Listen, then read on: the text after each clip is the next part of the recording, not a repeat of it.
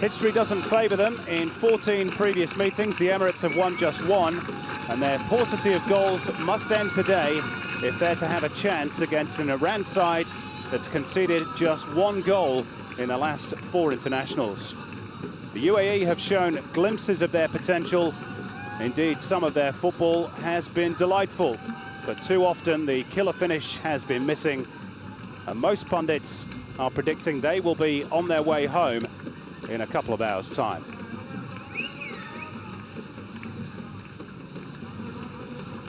Conditions near on perfect here at the Qatar Sports Club. The pitch picture, as they have been pretty much across the board for this Asian Cup. And the UAE looking to find the answers to their lack of goals and perhaps an unlikely route through to the quarterfinals. The Iranians here in force, as usual, with their drums and flags. They'll make a lot of noise. Not so many Emirates fans here as there were against Iraq and North Korea, but they still have an opportunity, however slight.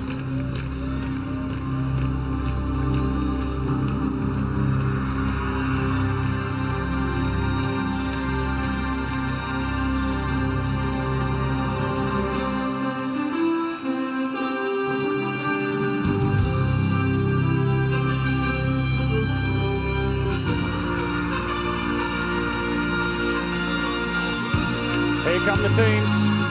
It's the United Arab Emirates against Iran on the final day of Group D.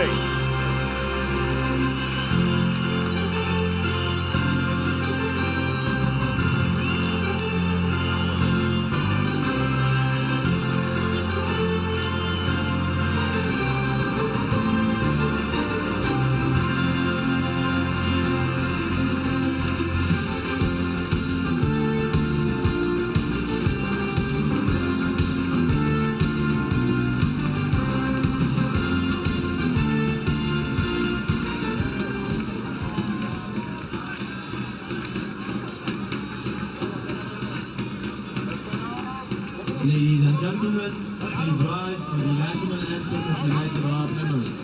السيدات والسادة يرجى الوقوف عند عزف النشيد الوطني لمنتخب الإمارات العربية المتحدة.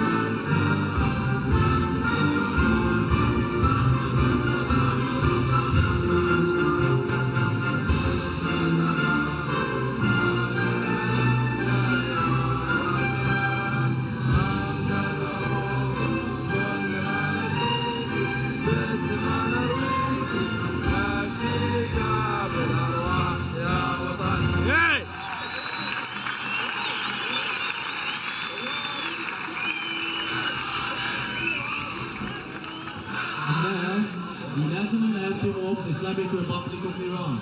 والآن مع النشيد الوطني لمنتخب الجمهورية الإسلامية الإيرانية.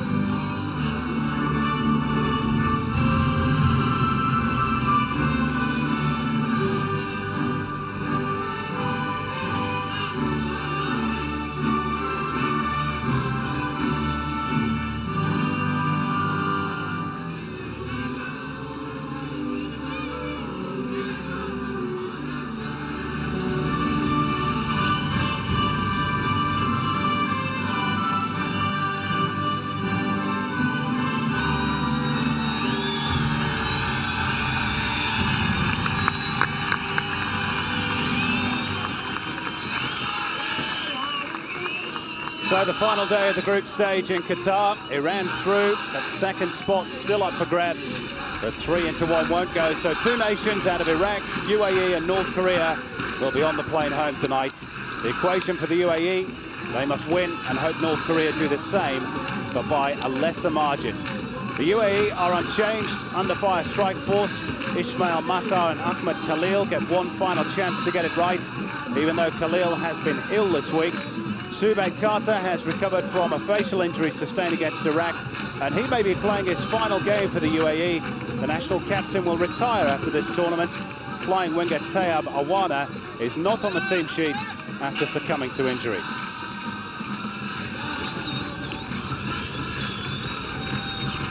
Our referee today is Kim Dong-Jin from South Korea. This is his 3rd appointment at this Asian Cup, having previously taken charge of Qatar's win over China and Syria's shock defeat of Saudi Arabia.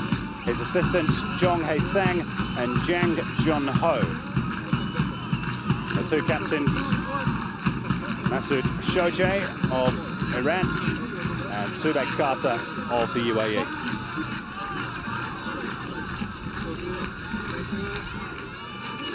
Well, as for Iran, they make 9 changes. Only fullbacks Haj Safi and Haidari started against North Korea. Osasuna striker Masoud Shojaei leads the team in the absence of Javod Nekunam. Former Bolton star Andranik Teimourian comes into midfield. And there's our first look at one of Iran's brightest young talents, 21-year-old Arash Afshin, who's scored goals for fun for the national under-23 side and for his club outfits, Fulad.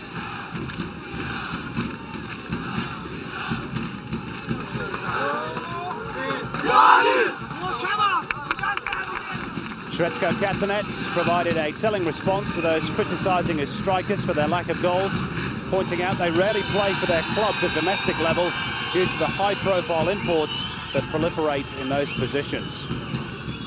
Afshin Gotbi is, of course, using today to prepare for South Korea in the last 8, a country where he spent 5 years working for the national team, first as a match analyst for Hus Hiddink's 2002 World Cup side, and then as assistant coach to Pim Verbeek.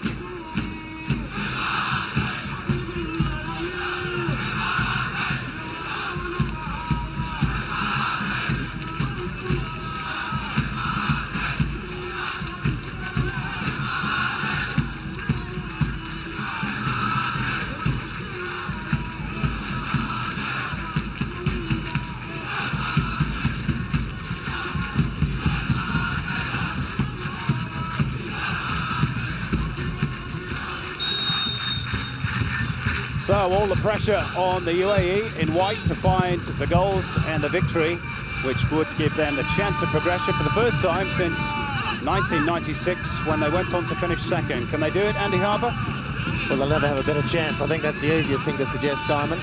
Iran won't run dead in this match, but having sewn up first place after the first 2 group games, there's no need for them to bust their gut and tell by the wholesale changes made by Afshin Gotbi that it's certainly about protecting injured players, potential suspensions, getting some miles back in the legs of Andranik Teimourian and Shojaei. Yeah, looking forward to seeing him.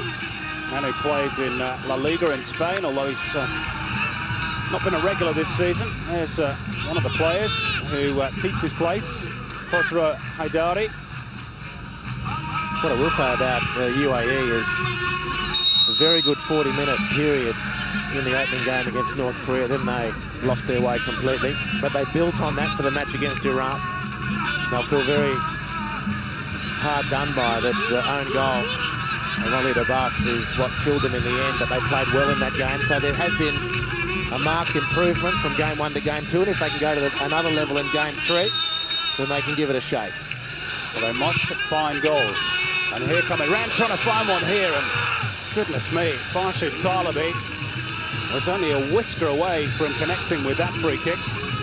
Well, defending like that isn't going to help the UAE's cause. But of course, for the UAE to take the game to the next level, Ismail Mata has to be on song. Ismail Al-Hamadi and Amir Abdurrahman, they're the big 3 when the UAE have the ball. And to complement that, it is about time that Ahmed Khalil looked like he wanted to play football. Forget about the goal scoring.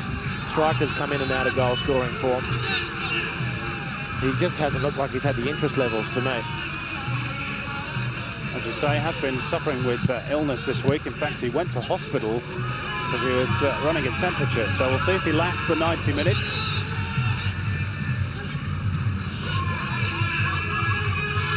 This is Iran playing in all red today, and they've released the exciting youngster Afshin, who apparently has blinding pace, but on that evidence, Walid Abbas has a bit more. Yeah, it was very, very exciting foot race between the two. This guy on the ball's the key. Hamad Al-Kamali.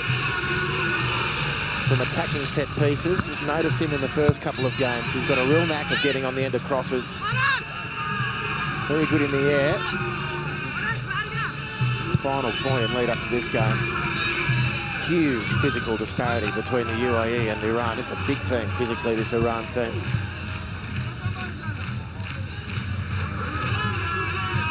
We remarked in Iran's last game, Andy, maybe not a vintage Iran side, or is it a bit too early to say and a bit unfair to say, perhaps? No, look, they haven't got the great players. They've still got some very good players, but the folklore players of the last decade are not in evidence here, although you've mentioned one for whom we should keep an eye out. Afshin. But Coach Gotby is referring to the dearth of youth development, structural issues in Iranian football. It seems very common in Asia. Indeed, one of the big challenges, Simon, for Asian football is to make sure that it builds the capacity of its clubs. There's Al-Kamil getting his attention. Much like African football, Simon, a lot of pundits excited about what Cameroon, etc. did. Led people to suggest that an African country would win the World Cup before the century turn. Well, the club structures in Africa don't help the football talent in Africa. And Asia has to make sure they don't make the same mistake. Plenty of passion for the game. But without club structures, you go nowhere. Just got a whack on the outside of the right knee, Hamdan Al-Kamali. Well, wants him back up on his feet as quickly as possible. Certainly Shretsko Katanets will. He is very much an integral part of this UAE side, nicknamed The Rock for his defensive displays. Fourth official having a quiet chat with Afshin Gotby. Al-Kamali is back up on his feet.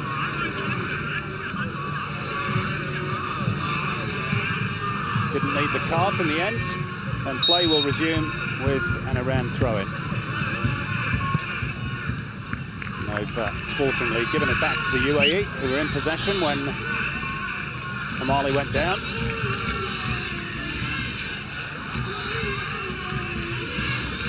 Just on that goal problem for the UAE, Andy. Not scored in the last 3 games and kept scoreless in 6 of their last 9 internationals. It is a real problem for them. It's a coach-killing problem, Simon, because a lot of this work they do, excuse me, to get up to the goal-scoring areas is really tidy. It's a lack of composure, and then, of course, it becomes a cumulative problem. The confidence drops the more you miss.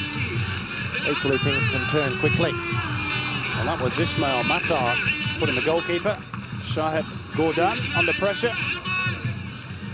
Gordan is fresh from playing in the Asian Champions League final for Zobahan, where they lost to Songnam of South Korea. Gets his chance tonight ahead of Mahdi Ramati. This is Khaled Sego. Dispossessed by Andranik Temurian. And then threaded through. That's a beautiful ball for the onrushing Afshin. And again, it was Walid Abbas who was correctly stationed to make the intervention. Well, what about the turn and chase of Walid Abbas twice now? But it's clear they're looking to get Afshin in behind and use that pace. Still just 21 It's a beautifully threaded ball through from Mohamed Nouri. He made a difference for Iran. Came off the bench. Game 2 really enabled Tim Melly to settle. It was an uncharacteristically unsettled first half.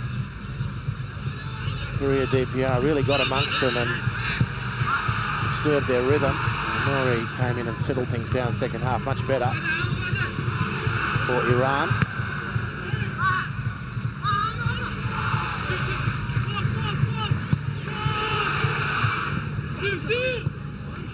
This is Taimourian.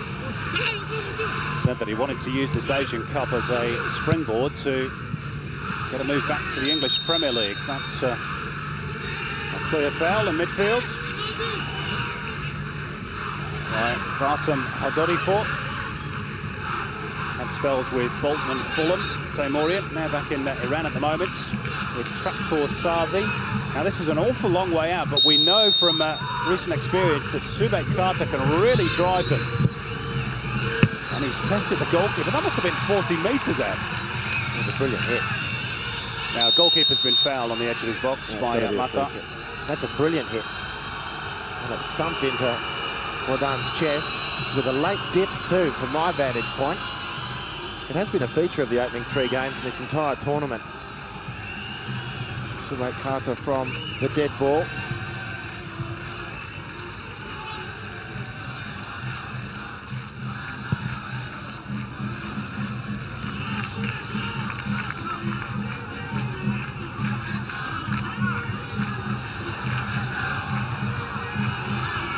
Afshin Gobbi in charge of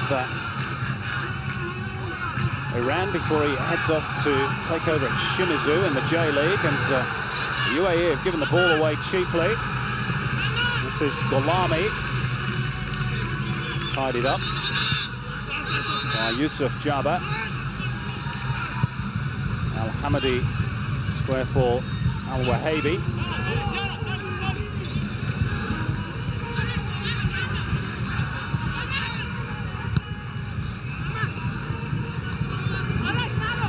This is the UAE captain, Subek Carter.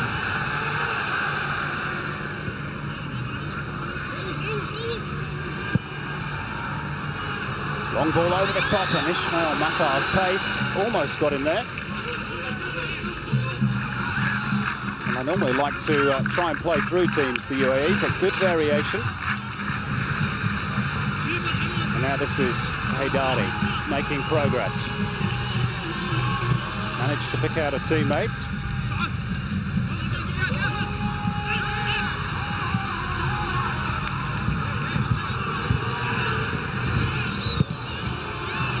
Al-Hamadi dispossessed. Ismail Al-Hamadi needed to go outside there. Enormous space on the left flank to use. Drag the ball out with his right foot. Flip the turbo.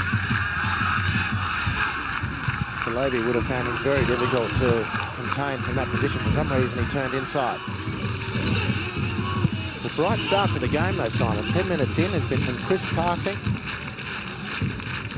Correctly called play on, in my opinion. The boot was high, but Taimourian did duck into the contest. And I reckon this is the best start that the UAE have made. So the early evidence is that that progression is going upwards for the Emiratis.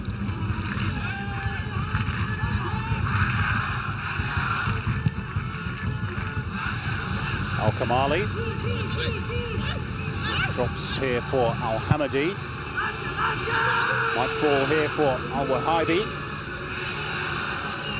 Khalid Sabel just about manages to wrestle clear of the attentions of Shojai. It's probably too close to the goalkeeper. Yeah, it had no angle on it. It was just a pitch.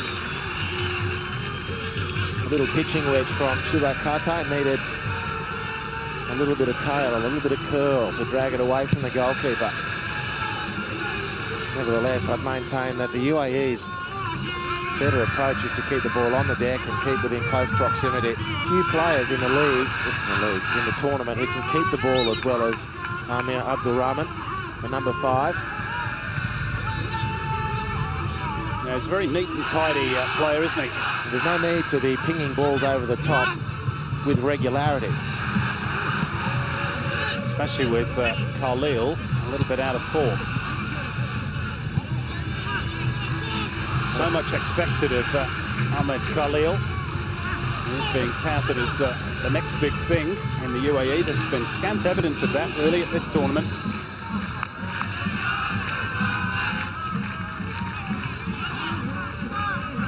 And Sretsko Katanetz's point about strikers not playing at club level is probably a good one.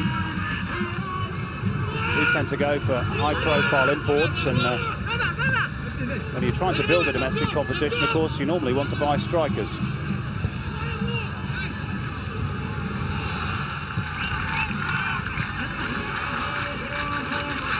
Shoji. Ahmad Abdurrahman, chested down by Hamadi. To the ball too. Ismail Matar. Lovely skills. Away goes Ahmed Khalil. Matar and Al-Wahabi making their way into the box. Khalil goes around the outside. Oh, it comes back off the post. I'm not sure that was the intention from Ahmed Khalil, but he was so close to a first goal at this tournament, and so with the UAE.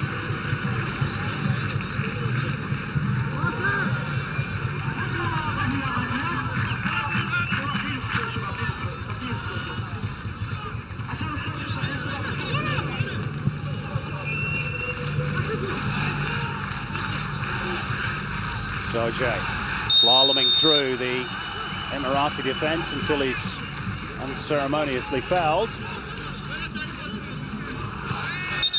Beautifully balanced player, Masoud Shoji. This is the chance from Ahmed Khalil. Very nearly an own goal off the keeper, at least a deflection.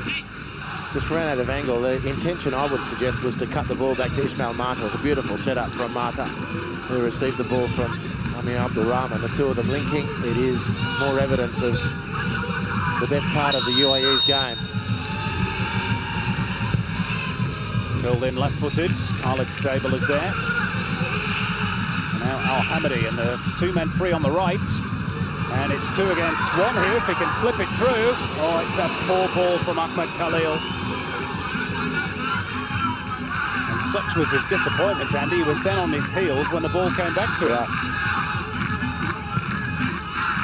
It was one of those ones where he felt obliged to pass. And he didn't have himself in the right position to hit the ball as he needed. He should have just taken another step, committed the defender before releasing. But he's looked more lively in 15 minutes here than he has in 2 previous football matches, so that's a good sign. No foul by the UAE captain. Look at this guy. Look at that. He is fantastic to watch, this guy, Ismail Mata. When he's on song, he can be a real handful. And we judge the Golden Shoe winner from the Under-20s World Cup in 2003. A very good reason.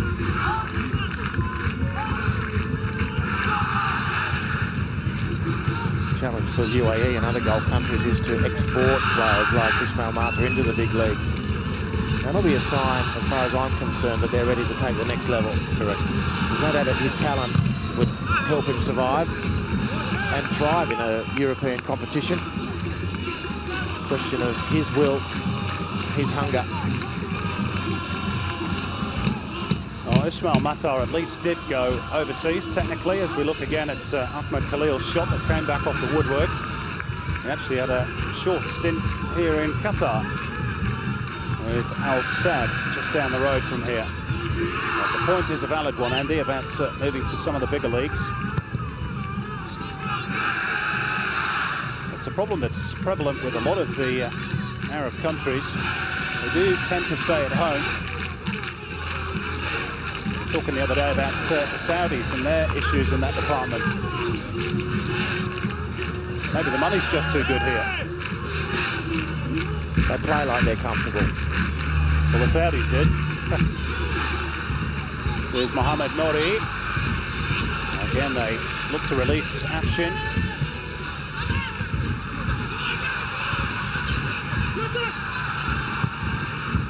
Down the line from Yusuf Jabba, it's a good ball. Ismail Al-Hamadi, the flying winger for the UAE. Chips it in, looking for Ahmed Khalil. Drops for Mata! And he couldn't hit the target. Good attack. Another good attack from the UAE there in fine fettle today. Ahmed Khalil takes two defenders out with his positioning. The angle just too acute for Ismail Mata. He sliced his shot anyway. First touch, more than decent, but he snatched at the effort. I guess slightly panicking, realising that the angle was closing.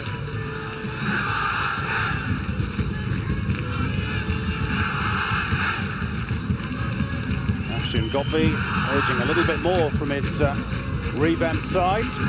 Said this wasn't a reserve team. Said Iran, or Team Melli as they're more popularly known in Iran, don't have a first or second or even a third team. They're all equal. I haven't seen Srečko Katanec so dressed up for a football match before. Looks very smart, doesn't he? He's normally in his Joachim Low gear, low-cut sweater, casual pants. He's fully suited up today. If he can get us deep into a tournament as Joachim Low did last year in South Africa, he'll be a happy man. That prospect seems a fair way off at the moment. Appeals for handball against Afshin, not heeded by the referee. UAE back in numbers. It's a real physical challenge on Afshin, who's gone down in a crumpled heap on the turf. Well, he never quite got himself clear, did he? Always wrestling with the ball to get it under control, and the UAE defenders swooped. And they left a leg or two hanging around as well. Yusuf Jabba first, Hamad Al-Hamadi. He was the meat in the sandwich, wasn't he? Indeed. Here's that chance for Ismail Mata.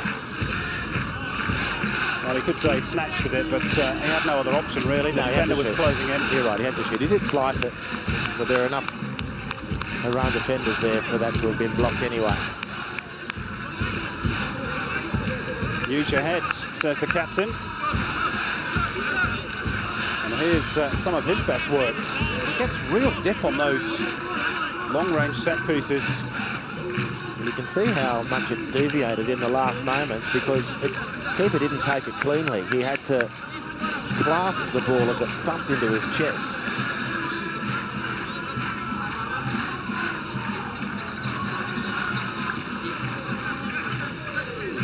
Now there's a bit of an issue with Hamdan Al-Kamali's boots.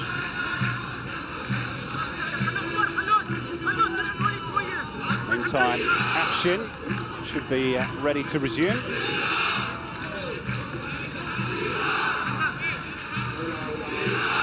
I wonder whether he's carrying a slight knock as well, the youngster Afshin. He's got a bit of strapping around his right knee and thigh area.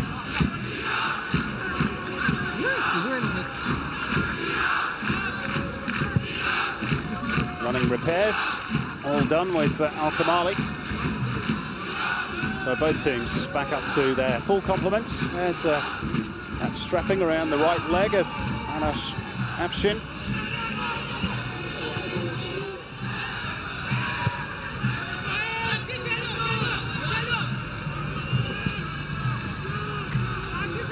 Well, the UAE just leading slightly in terms of possession. They've had a couple of half-decent chances too. There's Afshin. That time he is pinged for handball. And he's finding it difficult to get into the game, isn't he? He's had two beautiful through passes to Chasetown, but Walid Abbas has beaten him. That last little angled run through midfield where he was cleaned up. Now he's going to pick up a yellow card for himself for delaying the restart. Not a happy opening 20 minutes. That's what happens when you give him the big build-up, Hobbs. Yeah.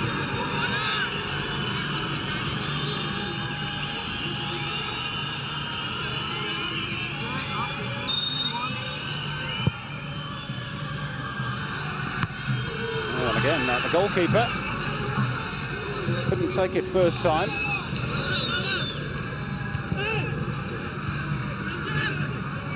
Subek Carter, cool under pressure. Ismail Al-Hamadi with the quick feet. He's impressed at this tournament. Carter to Al-Wahabi. Sabil drills it in, and it was Ahmed Khalil. And again, his rotten run of form continues. Oh, very good play in the lead-up. It's a poor header in the end. International level. Chances, particularly against Iran, a team that you've got a terrible history against, are not going to come thick and fast. And that was a good effort for a striker at international level to be able to nail. But a good attack, another good build-up from the UAE. This has been their best opening period of any football match we've seen at this tournament.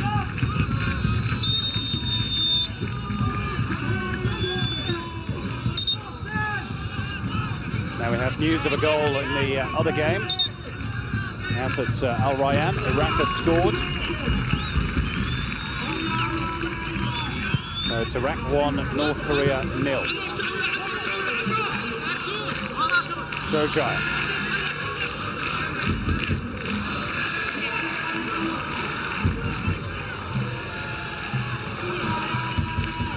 Suheim. Rumours linking him with a move to either Germany or England at the end of the Spanish season. Man nicknamed the new Karimi in Iran. All these youngsters have to live with these tags, don't they?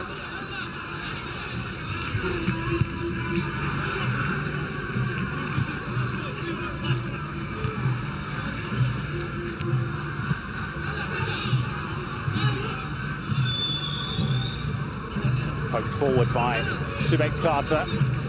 Taimourian tidies up. Haidari up over halfway, and an infringement by Afshin, who's just got to be careful he doesn't get too frustrated, having already had his name taken.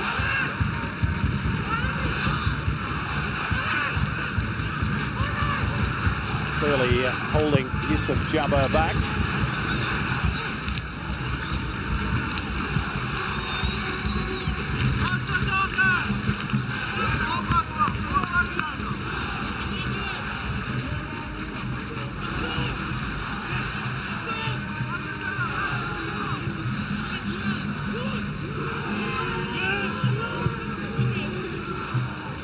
Khalid Sabil just pulled that attempted cross, and instead it's Iran on the counter through Masoud Shoja. Now Mohamed Gholami, but good defending, at least initially, from Al-Kamali. Taimourian. Haidari. Afshin, good feet. Loses one defender and the second. Well, finally, he got a bit of clear air, Andy Harper. Yeah, well, it's taken to his 5th or 6th possession, but first real time he made good progress. Progress that is the anticipation that comes with this guy. He beat Alida Bus for the first time in the game. Got inside Yusuf Jabber initially. Couldn't control the shot in the end, but that's an encouraging building block for Afshin.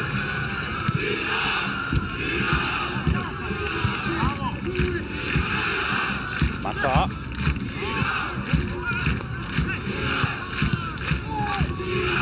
Ram player down injured on the sideline. So that's why the ball is put out of play. And I don't think Sretsko Katamets will mind the physical approach by the UAE. There's everything to play for them. Of course, you've got to play within the rules, but even so, we saw an aggressive approach work for Qatar when they were almost down and out of the competition. Look, I don't think they've come anywhere close to pushing the laws of the game. They've just been committed. They've been pressing well. Well, in fairness, that was a little bit late from Matar, but at least they're not going to die wondering at this tournament's UAE. Some people suggested they were dark horses for this competition. Many others suggested Kuwait.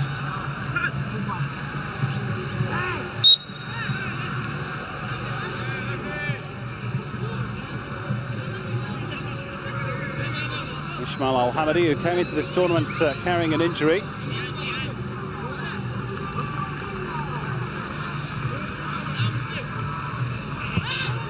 And he's been one of the plus points for the UAE, as has this guy, Ahmad Abdurrahman.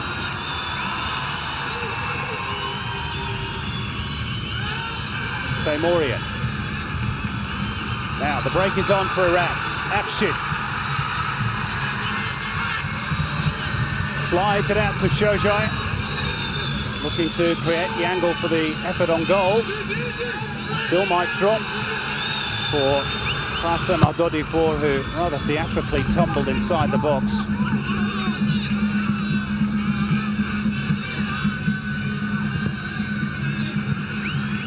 And here they come again, Team Melli. Haydari. Hash Safi. Oh, that's lovely. That's beautiful from Shohei. Hash Safi towards the far stick where Afshin waited and drilled just wide by Mohamed Nouri. That was tremendous football by the Iranians.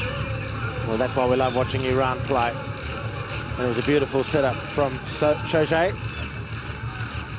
And Mohamed Nouri couldn't control the half volley, but it was well worth a go. And whilst we're talking about just how well Suheim Carter and Amir Abdurrahman are playing for the UAE, they're up against two excellent midfielders in Mohamed Nouri and particularly Anthony Taymourian, who is just so pleasant to watch. He is. He's like a Rolls Royce in midfield, isn't he? Very smooth. You get he and you get Nekanam back for the quarterfinals, which of course injury allowing will be the case. They're going to take some beating in that part of the field at least.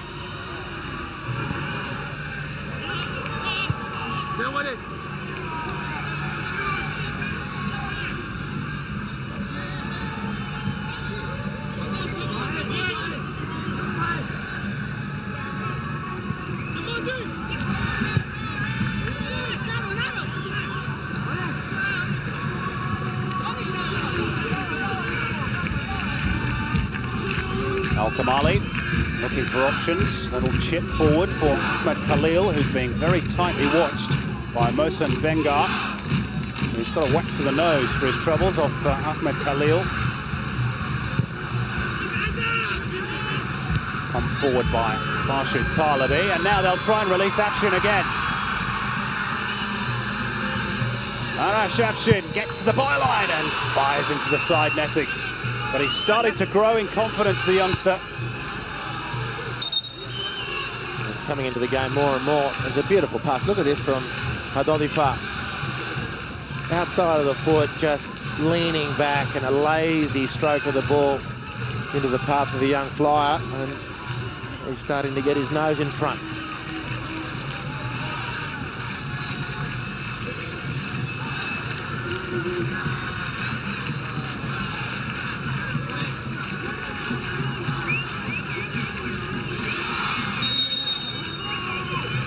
Half an hour played at the Qatar Sports Club. UAE 0, Iran 0.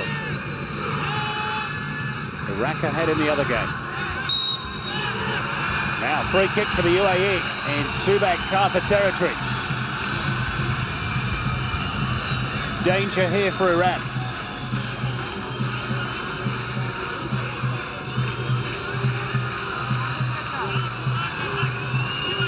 Well, I've got a lot of sympathy for Haydari. To me, like Mata was leaning back into him. Nevertheless, this spells danger for Iran.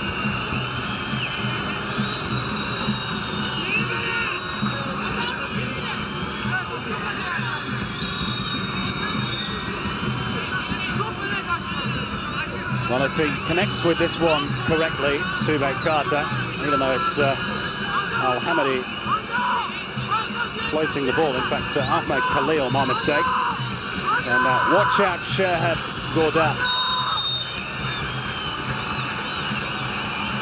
In fact, it's Khalil. Should have left it for the skipper. He can't take a trick at the moment, can he, Ahmed Khalil?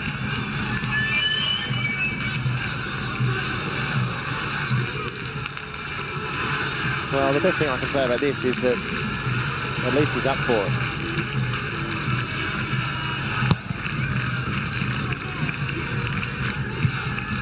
Top goal scorer at the Asian Youth Championships back in 2008. Had a little bit of a nibble from Portsmouth a year later, but still no goals for him at this tournament. Here's Suheim. Nice tail to that cross, and discretion the better part of valour for Yusuf Jabba. And oftentimes, Simon, you come into a game and you hear coaches extend platitudes about it's a team game, it's not an individual, and it's a squad effort, not a team effort. And Ashwin Godby had said, you know, there is no first or second team here. I have to say, on the evidence of what we're watching, the blokes who are coming in are not really missing out. I'd love to have Hamad Nekanam playing, of course, but Adodifar is an outstanding player in midfield. And he's going to take this corner for Iran. Came off Mohsen Bengar. He's another one. I mean, you'd prefer to have Hadi Aghili in the starting lineup, I guess, but Mohsen Bengar, I tell you what, he's no shrinking violet. Well, Hosseini, who plays alongside Hadi Aghili, is Mohsen Bengar's central defensive partner at club level for Sepahan. And that was Bengar being penalised.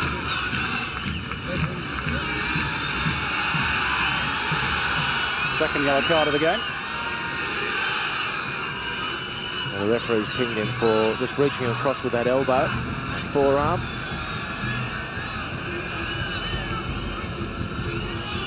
Might have been a little bit of a get square. He went down just a couple of minutes ago after having his noggin brushed, perhaps by Ahmed Khalil.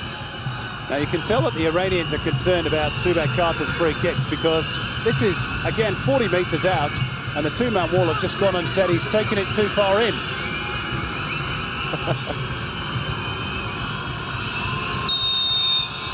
Here's the fast bowler's run-up. Didn't quite connect properly with that one. His worst effort of the tournament.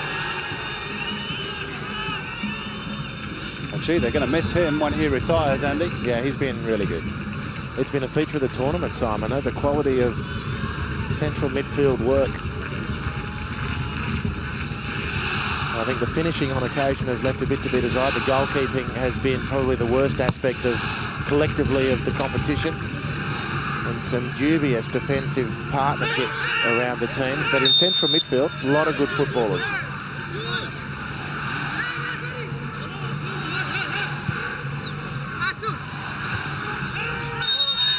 Afshin fouls. Now will he go to his top pocket again, Kim Dong-Jin? Well, he's escaped. Yusuf Jabba.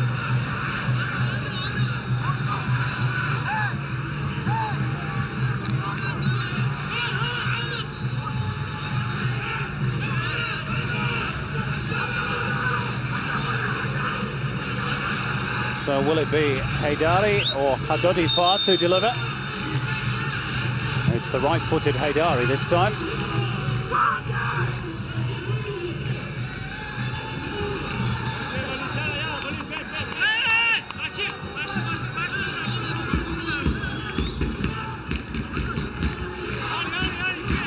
Hassan Hashsafi wants a different ball.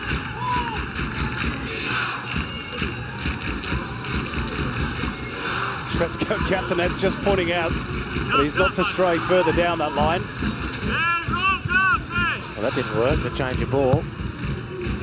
Although, I have to say, I'm not 100% convinced that you're allowed to jump in front of the person taking the throw, as Ali Al-Wahabi did. Very active technical areas.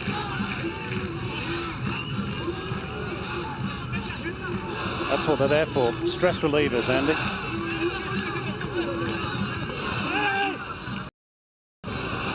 This is Ahmad Abdurrahman. On a mistake by Mohsen Bengar. Now the switch for Iran. Afshin. Clipped the back of his heels. Al-Wahabi.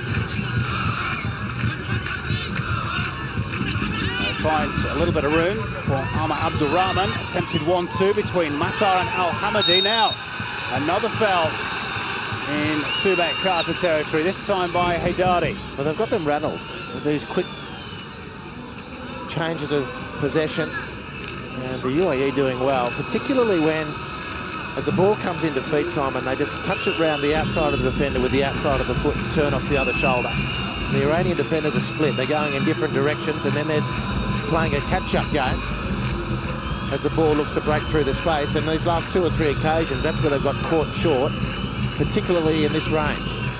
Conceding free kicks.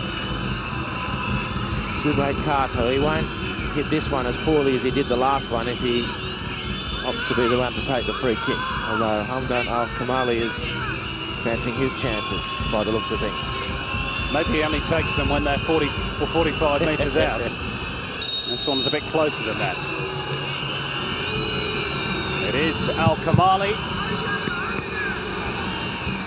Well, perhaps he just can't get the required dip when it's closer in.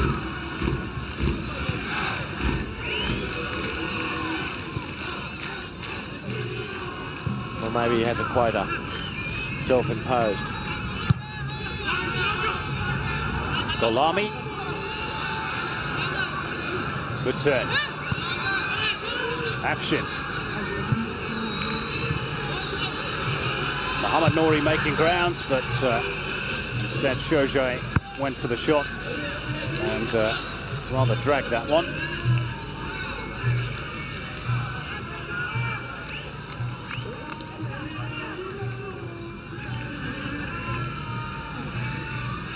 Three times these teams have met at the Asian Cup. Iran have won 2 out of the 3, 1984 and 88. The third and last meeting was in 1992. That ended in a goalless draw. That's where we're at the moment at the Qatar Sports Club.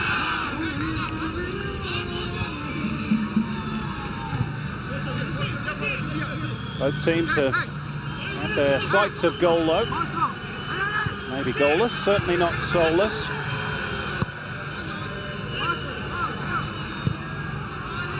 Taimourian feeds it out wide left to Hash Safi. What a great first touch from the fullback.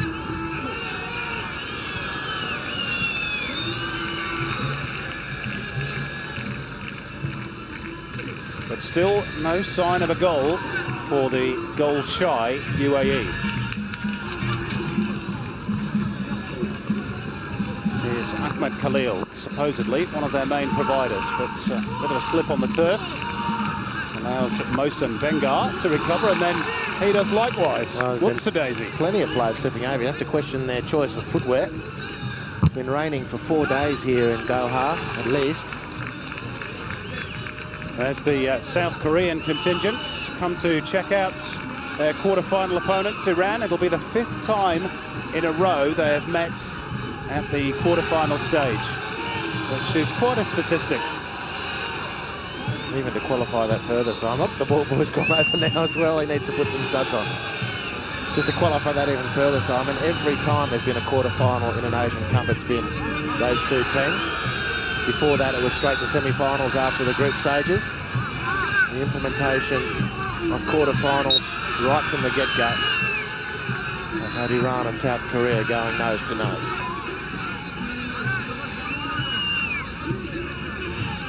Four years ago, it was South Korea on penalties over Iran.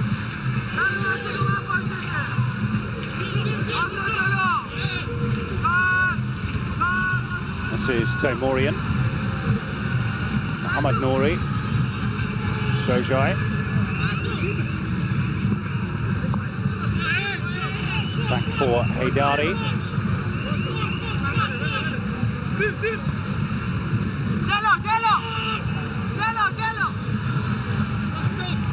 Farshid Talabi making some progress until that was halted by Khalil.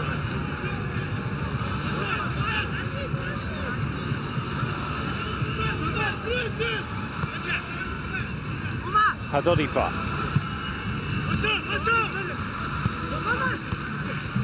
Nouri. Back for Mohsen Bengar. Possession almost equally split. Now Iran give it away. Suheim Carter challenged illegally by Mohamed Nouri. Well, some of these fouls could be considered a little bit soft. Yeah, they're only just, aren't they? Anyway, what is certainly true is the ref has a very firm and consistent grip on the game, so no one's losing temper. It might be partly down to the fact that Iran can't lose in this game. All the pressure on the UAE.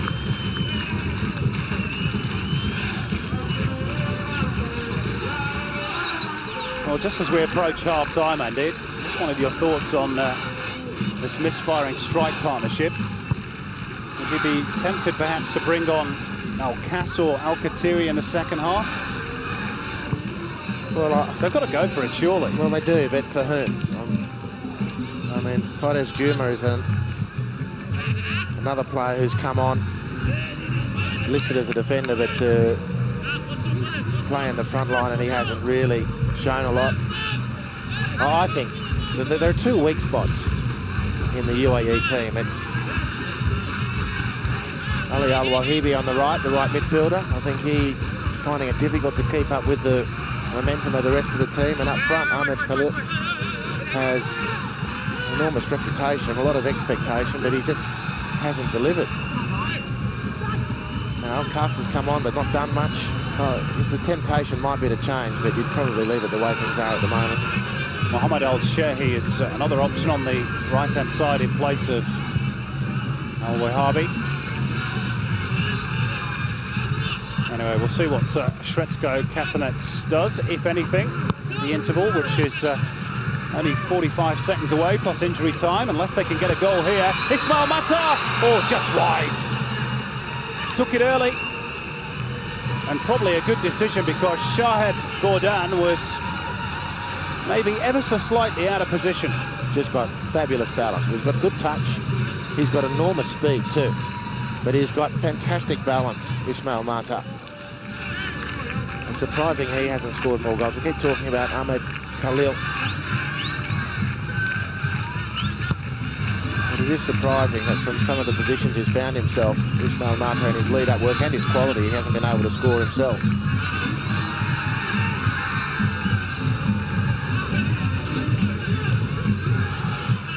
Ladies and gentlemen, there will be 1 minute of added time.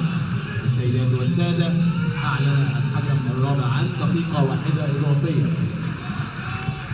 But if push Simon, the one change I might make is to replace Ali Al-Wahabi and bring on El Shamari, as you said.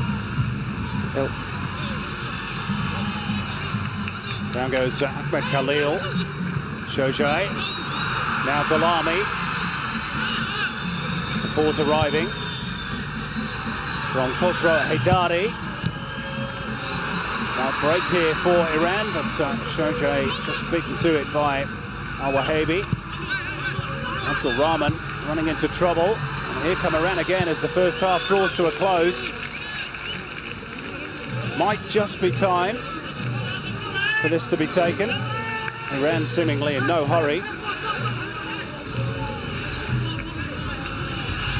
Of course, there is nothing on this game for them, and in fact they've delayed too long. So half-time at the Qatar Sports Club. No goals, and really it's all on the UAE in the second half. UAE 0, Iran 0 at the break.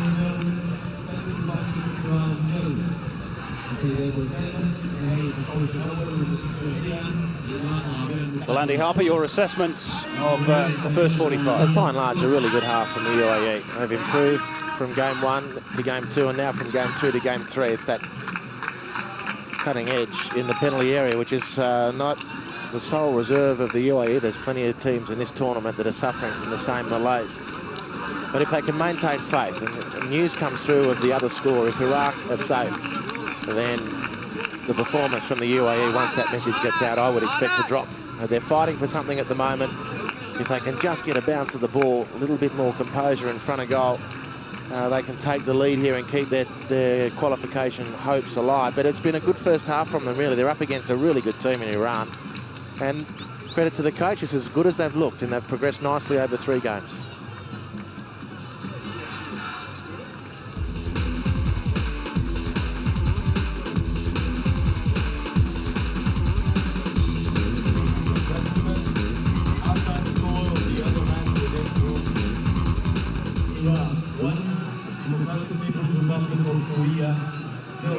So half-time in the other game sees Iraq leading North Korea by 1-0. Here are the first half highlights from here at the Qatar Sports Club. It's been a real feature of the first half, Andy, those long-range free kicks. Some Carter has taken, some he hasn't. Indeed, well, it's a problem for Iran if they keep conceding free kicks around that part of the field. You'd reckon it's only a matter of time.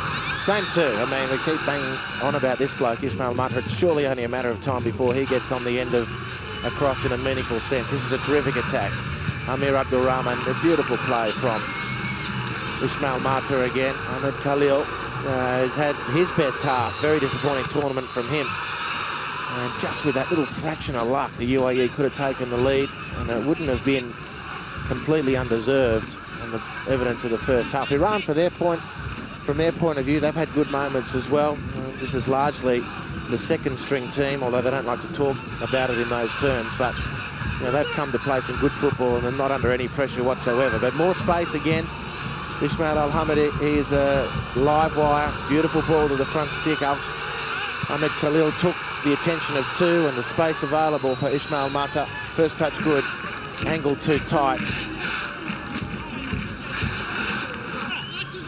There is a lot to like about the approach play of the UAE, and there was certainly a lot to like about that little touch from Masoud Shojai. In fact, that was a wonderful flowing move by the Iranians. Well, Ashford Godby is right to feel comfortable about the depth of this squad. He's rung the changes today to make sure players are rested, to make sure others get some game time, and to protect players from yellow card peril. And they've all stepped up to the mark, and they've been very impressive. So the coach can leave this with selection headaches. And what about this youngster, Afshin? He started off didn't he? Very quietly. Well, he tried to get into the game. Indeed, his teammates tried to get him into the game, but Walid Abbas managed to do two great pieces of defensive work. But as the half wore on, the more chances he got to play, the better he looked. And again, it's another one to have up your sleeve coming off the bench in the sudden death matches, which can turn a game for you.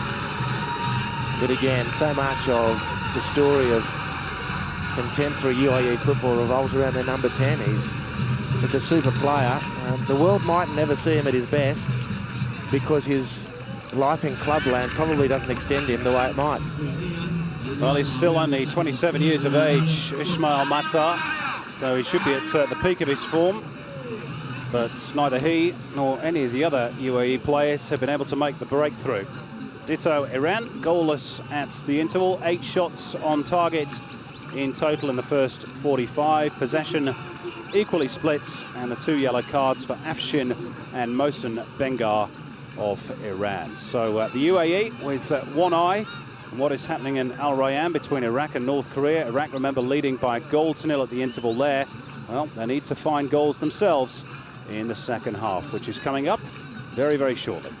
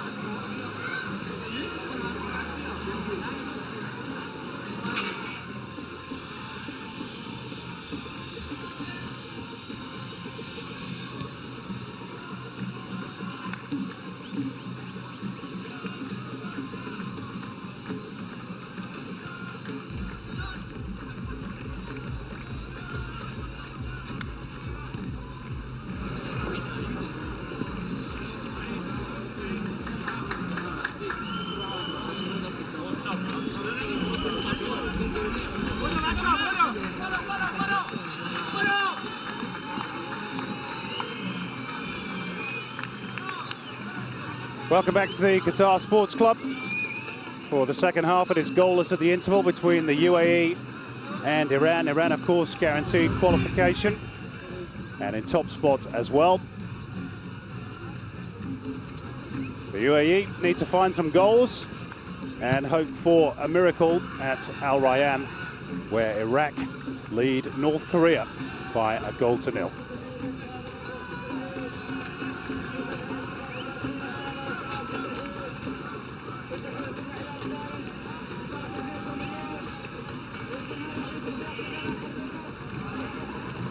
No changes made by the coaches. The ubiquitous huddle from the UAE. Maybe they're asking for divine intervention. In fact, we say there are no changes. Here is one. Taking off the captain, Iran, at the half-time break. Masoud Shojai to be replaced by Gholam Rezai.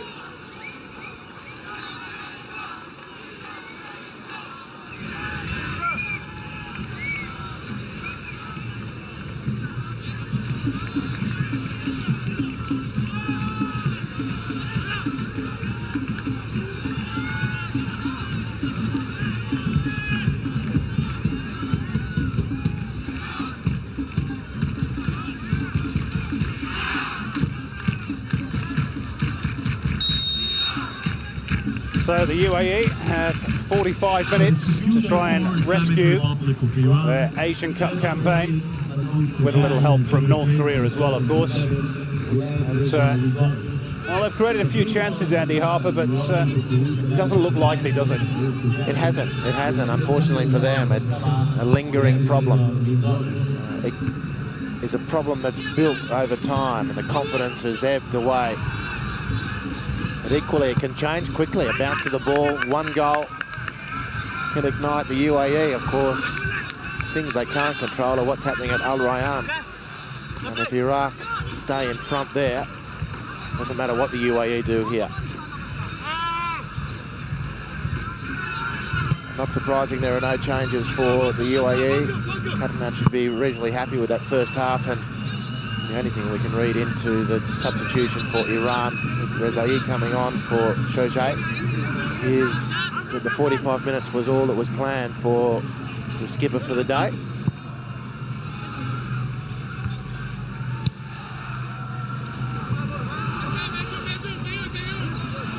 Al-Kamali forced to backtrack.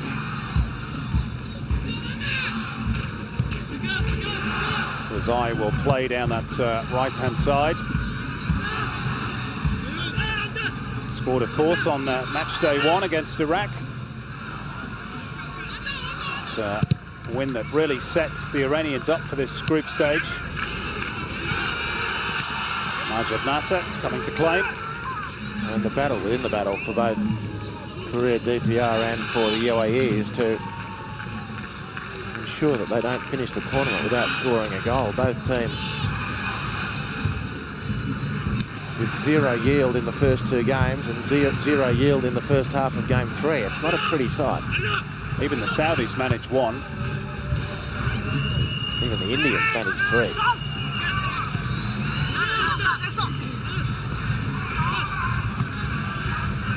Saudis, by the way, in case you haven't heard, have sacked another coach today. Nasir Al-Johar has been relieved of his duties after 2 games. That's a fairly high attrition rate, isn't it, for Saudi football? That's 2 coaches and 1 FA chief in 3 games. No news of any players getting the chop, however. Maybe that's to come later. A bit of attention required for Ehsan Haj Safi. Just caught on the way through by Ahmad Abdul Rahman. Now, penny for your thoughts, Sretsko Katanets.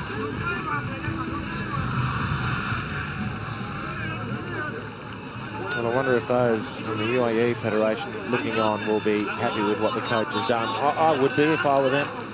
They play some good stuff. They do, and to me, they're playing with more discipline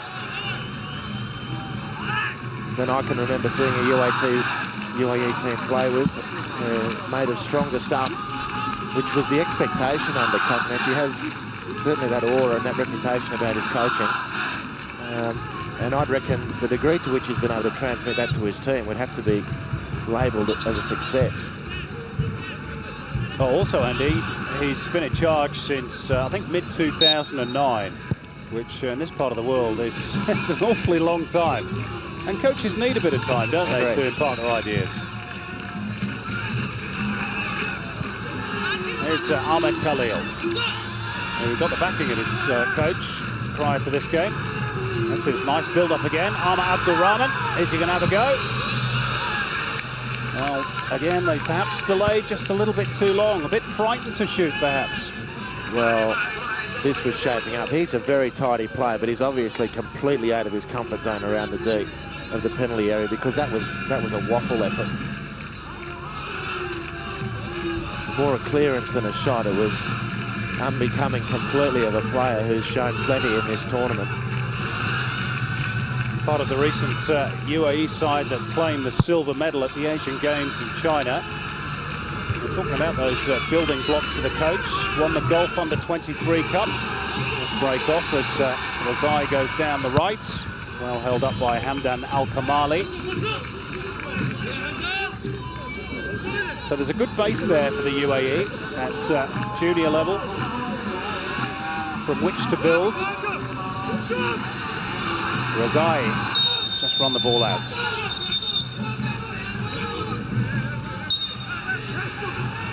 Well, is he going to go to the top pocket there? He is.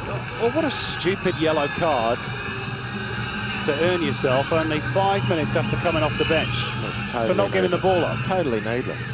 You do wonder, if anything, what goes through a player's head. There's clearly out of play. Clearly out of play. So just leave it. Just leave the ball and get back to your position. And the referee, quite within his rights to say, stop mucking around. Here's a yellow card. Thankfully for Rezai, he hasn't brought a yellow card into this match, so unless he picks up another one from here and gets sent off, he will be eligible for the quarter-final.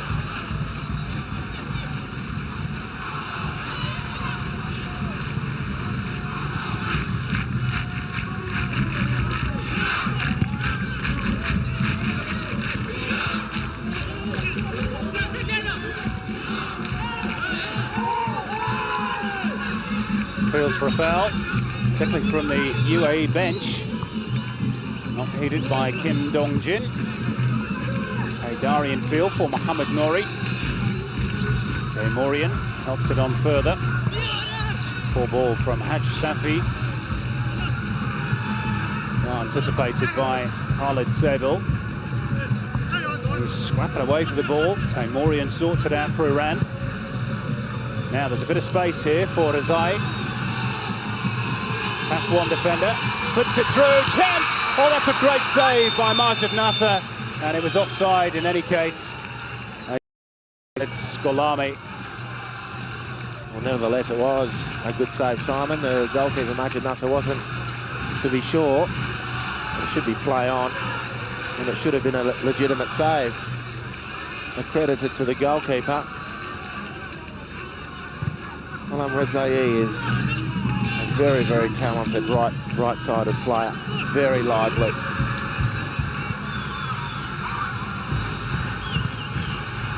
Matar down the line. Ali Al-Wahabi. Oh, he's given it straight back to Iran.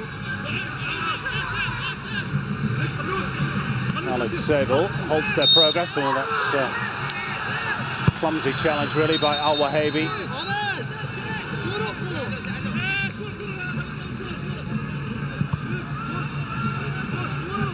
Here's the change, and you're right, Andy. We spoke about it in the first half. Ali Al-Wahabi is the man to be withdrawn, and Omar Abdulrahman will come on in his stead. Yeah, he's not quite up to the speed of the rest of the players. He's conceded the foul here. It's his last contribution.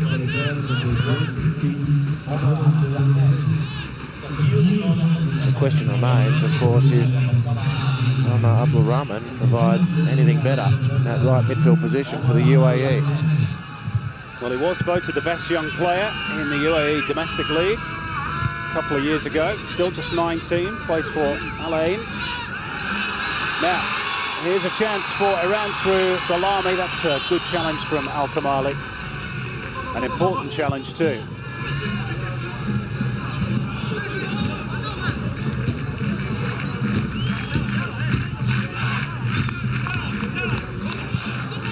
Ismail Al-Hamadi has gone over to the right side. Abdul Rahman has moved into a more central attacking position. Wonderfully controlled by Khosrow Haidari. Chip to the far post. Sable was there. No foul. Hamadi fell over his own ankles, according to the referee. Shretsko Katanets having it out on the sideline with the fourth official.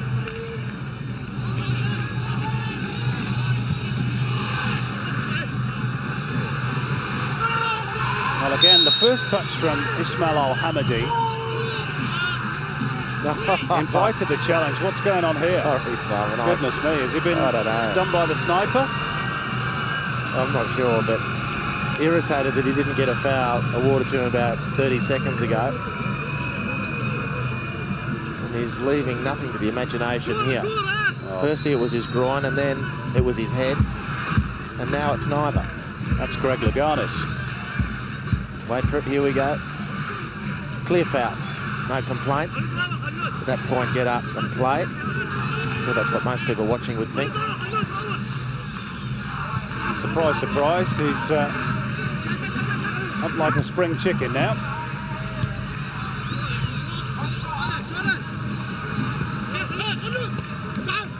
Khalid Sable wins it back for the UAE. He's had a very steady game at right fullback. Matar, little slip, but he's still got it through for Al-Hamadi. Here's Ahmad Khalil, and that's a vital challenge from Ehsan Hashsafi. A desperate last ditch, and just in time. Omar Abdul Rahman with the corner for the UAE. Too deep. There he is, Omar Abdul Rahman. He's a much admired young player. Espanyol has expressed their admiration. Oh, well, there you go. Maybe he did get a kick in the face. Maybe we've done him a huge injustice. I did see that happen, and I'm prepared to concede that. But the histrionics that followed. Yeah.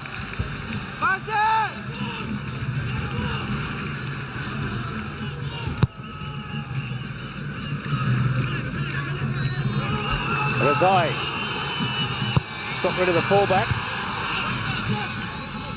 Al Kamali perfectly stationed, but Ahmad Abdul Rahman's given it straight back. Well, when stretched, they're defending well, the UAE. They've got a good back four, and I agree with your assessment. Khalid Sabil at right full-back, good. Walid Abbas, we've seen him do his stuff, particularly early in this game. Ismail Matar, wrong option. Hamdan Al Kamali and Yusuf Jabek, they do complete a very tidy back four for the UAE. Two good central midfielders, one of whom they're going to lose at the end of the tournament through retirement, the captain, Carter. Exciting wingers, crafty playmaker, just missing a striker and a little bit of steel, I reckon. Yeah, we talked about their struggle for goals. At the other end, they've conceded only 3 goals in the last 9 internationals. So they're pretty steady defensively. It's just at the other end of the park. Here's Razai. Iran are going to make another change soon. Mohammad Nosrati is stripped and ready.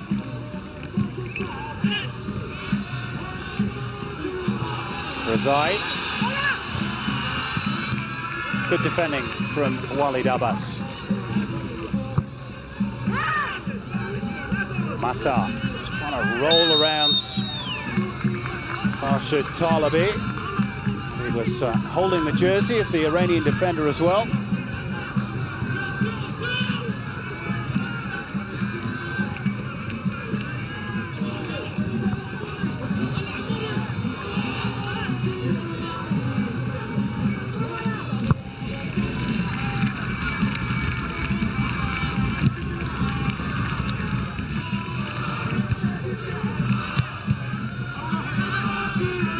scrappy in midfield. Taimourian threads it through though for Azai, and Golami just stopped for a minute, maybe thought he was offside.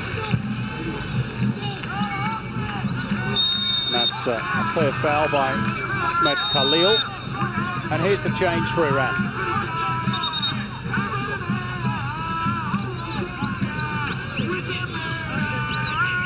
Mohamed Nosrati started at right fullback in the last game against North Korea.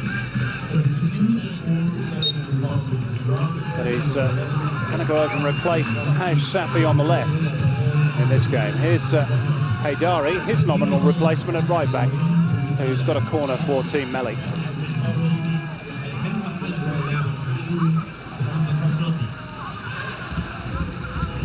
Coverage from the skipper. He just senses that things are slipping away from the UAE. Iran too strong. An hour played, no signs that the UAE are going to strike as they need. Hadodifar's corner.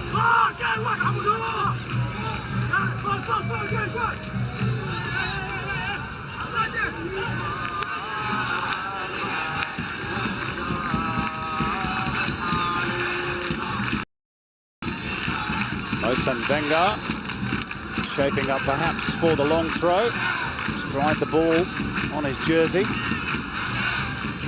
Didn't need a run-up either. And that's not a bad try from Hadodifar. And a super stop from Majid Nasser. He's doing a good job, Majid Nasser. He's had a couple of saves now he's had to make. Good general play as well, but this was a very tidy piece of work. The control and the step shot from Hadodifar was a good one. He's got an incredibly sweet left foot, this bloke. Good save. Majid Nasser. Corner to defend now for the UAE.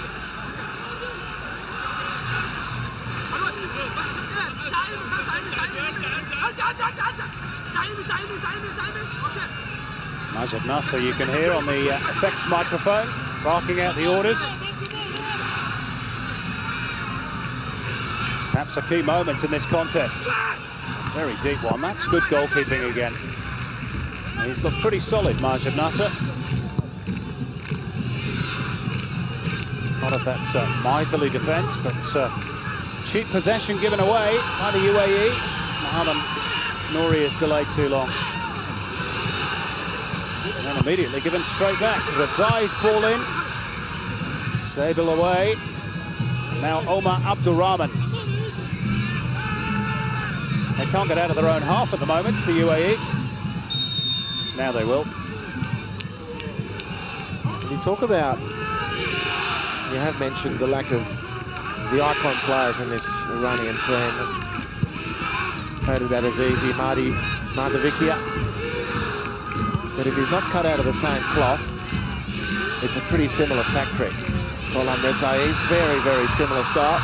Now here's perhaps another opportunity for Iran, but Arash Afshin unable to bring the ball under control, and he's picked up an injury in the process too. Well, it's that strapped knee that's causing him trouble. He went down, collapsed really.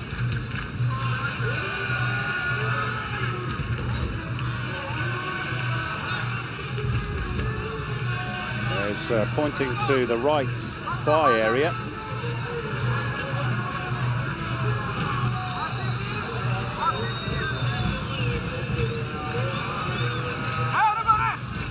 Well, there you go, cramp.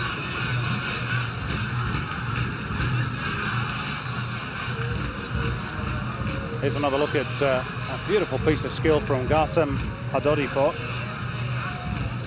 And an equally good save from Majid Nasser. Excellent work, both players.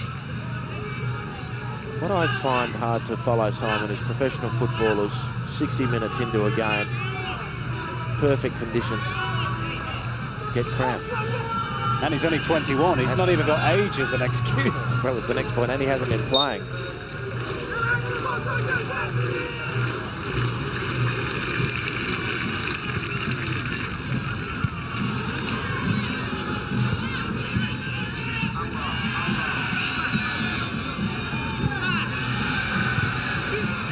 Well, too cute by Iran. They've given it away. UAE unable to profit. Mohsen Bengar takes the more agricultural routes. Afshin is back on the park. Subek Carter out for Seydel. Al-Hamadi. Corner ball.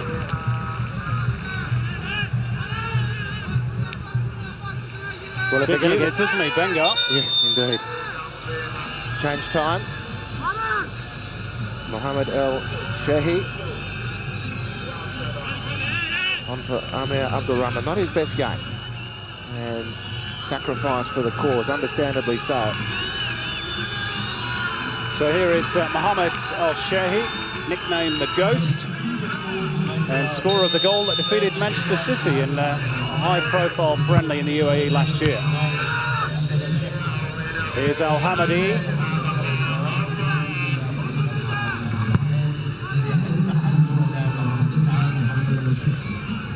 First touch for the new men. Yusuf Jaber. At the far post is Al-Hamadi, and he's volleyed it just wide. Shake the body nicely there, Ismail Al-Hamadi. Yeah, it was exactly what was going through his mind. For the moment it left Yusuf Jaber's boot, which is a beautiful cross. Nice switch of play. He'd peeled off into the back post position, made good space for himself, and this is exactly what he was after. The volley as it came across his body, but the contact not what he needed. The intent was terrific. The position was excellent. The pass was beautiful. The final outcome, predictable and very familiar. Good work by Khosrow Haidari. Subek Carter says enough of that.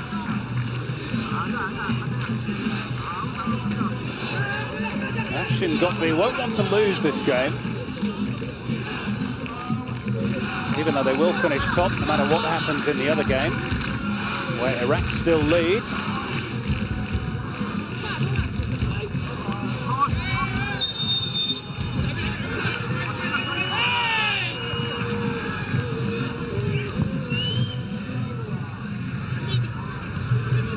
One in midfield by Adodifa, who then had his shirts tugged, not spotted by Kim Dong-Jin.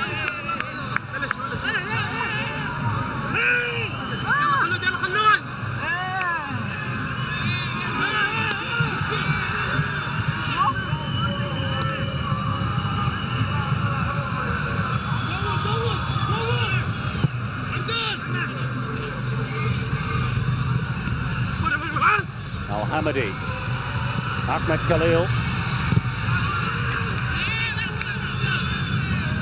Perhaps went over a little too easily there. Yeah, he was under pressure. I don't think he's strong enough on his feet. He's not a small fellow. He's got a good physique and he's fast, but he doesn't hold his feet very well. Few players have had difficulty with the surface though tonight. Yeah, no, that's true. That's a separate issue. We've talked about that footwear issue. This is a beautiful pass from Yusuf Jaber. Good position taken up from Ismail Hamadi. Great camera shots too. Here's the corner for the UAE. And it's headed over by Walid Abbas. Time starting to run short for the UAE. So Subek Carter, you see he's got a little bit of grease on the left eyebrow. That's from the facial injury picked up in the game against Iraq. But Sretsko Katanets was desperate to have him fit for this encounter.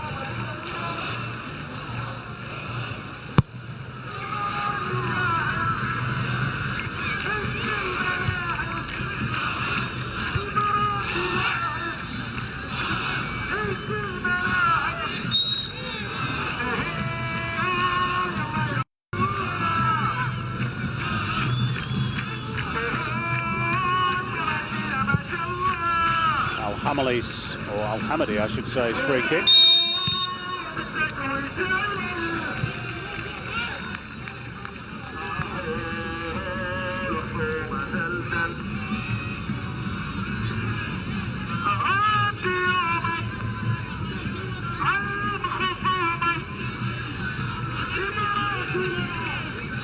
Well, the UAE fans trying to get behind their sides. Looks as though it's going to be a forlorn task, no matter what they manage to achieve here. Unless North Korea can pull something out of the bag. Ismail Mata trying to release Al Hamadi. And that's good covering by the substitute Nosrati. Now with Hassan Hadodifa. Lovely weight of pass. Razai.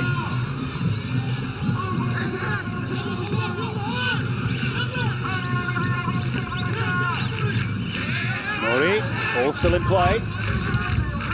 Taymorian. Hadodifa. Slide rule pass. There could be anything behind Iran. Razai! Oh, it's off the woodwork. Did it go over the line? Off the post the second time. And now they have scored through Afshin. It seemed as though the ball would not go in for Iran.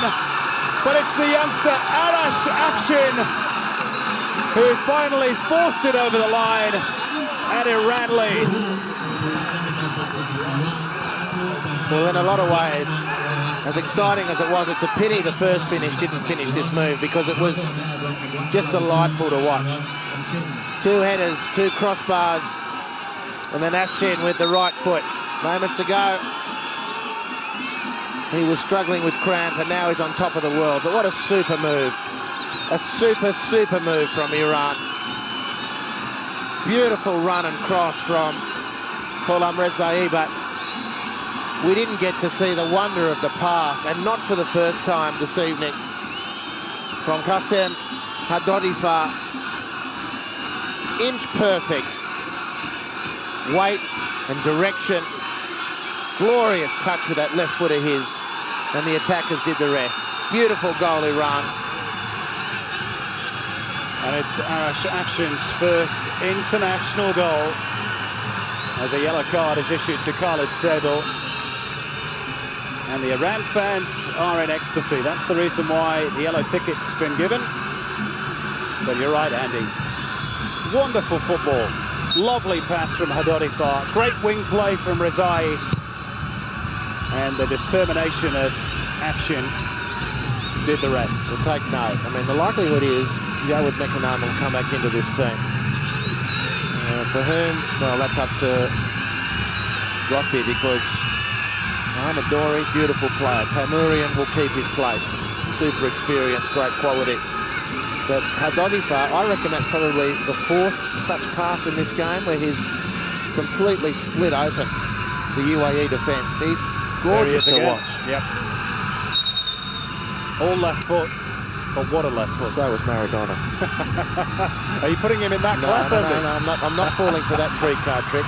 The Asian Maradona, the Bahraini Messi. Had enough of that. But he's a fabulous player in his own right. Rezai, who claims an assist for the goal. Haydari, Iran in the mood here. Out comes Majid Nasser, and he was taken out there by Afshin, and he wants revenge, the goalkeeper.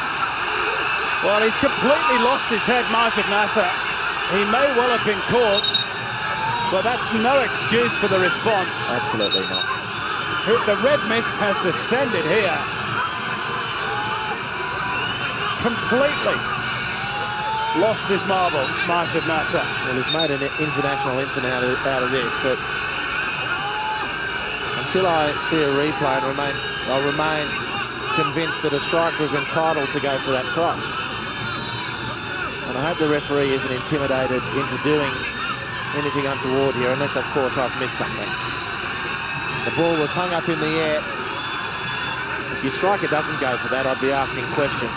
Goalkeeper came, strong, committed, has had a very good game as a good goalkeeper. And I hope that's where this finishes. Well, the referee's gone across to get a bit of advice from his assistant. And it all sparked into life very quickly, that, didn't it? Just a run-of-the-mill challenge between goalkeeper and striker, but Majid Nasser, as soon as he hit the turf, he was back on his way. And I tell you what, if Afshin hadn't been protected by a teammate, I think Nasser would have gone for his throat. So the goalkeeper's now down, requiring attention. Well, go figure. All of a sudden, he's hurt. Well, perhaps he knows what's coming. Well, this will be very... Ball hangs up. Keeper comes. Striker's allowed to go for that. Majid Nasser is angry but not hurt there. He's calmed down but is hurt now. Well, it looks as though he's trying to get out of the way, unless I'm misreading that situation. Oh, look, I agree with you, Simon. I hope the referee isn't backed into a corner here by the way the players have behaved.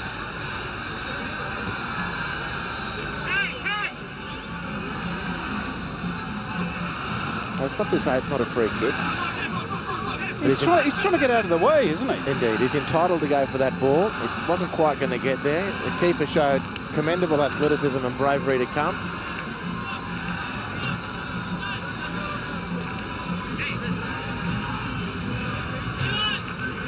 Oh, Afshin is going to go off on the card. That's going to be a second yellow for him.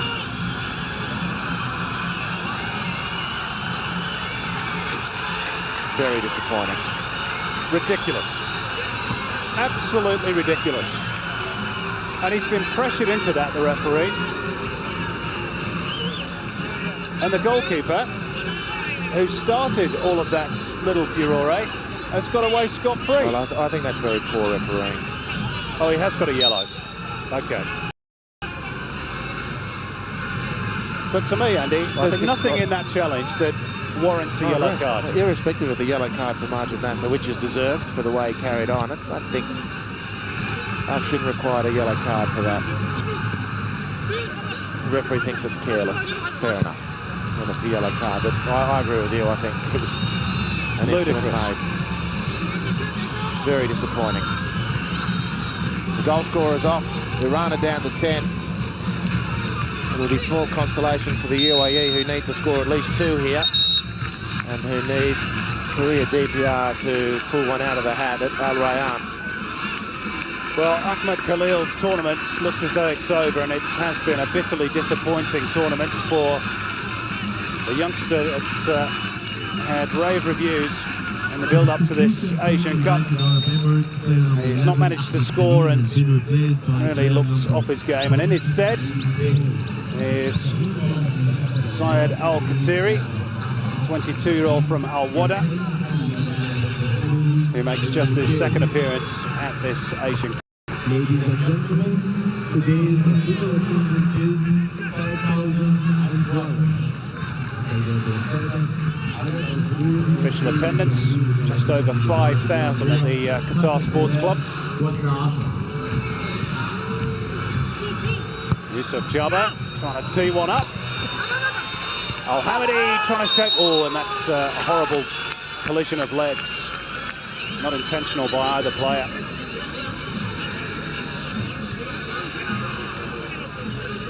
Both were going for the ball. Well, the bark was worse than the bite. Beautiful cross, Yusuf Jabba, another good player in UAE's defence.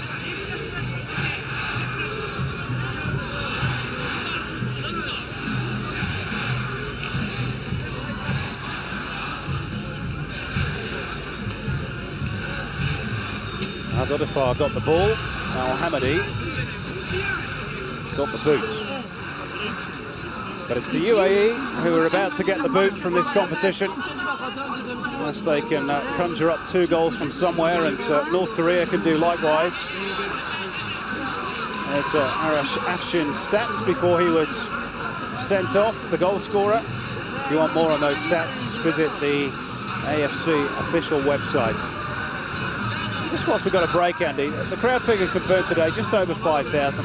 There's been quite a lot said and written about the low crowds at this Asian Cup, but in all honesty, as you watch a replay of the goal again, they've been a lot better than they were 4 years ago in Southeast Asia. And I think they should still be better. I mean, it's 5,000 listed. You take the Iranian contingent out of that, who are here in huge numbers. They're well over half, which means there might be a couple of thousand Emiratis here, which I think is enormously disappointing. I mean, as with Qatar the other night, the host country, their team's tournament hopes are on the line. They could do with a little bit of support. They haven't got much.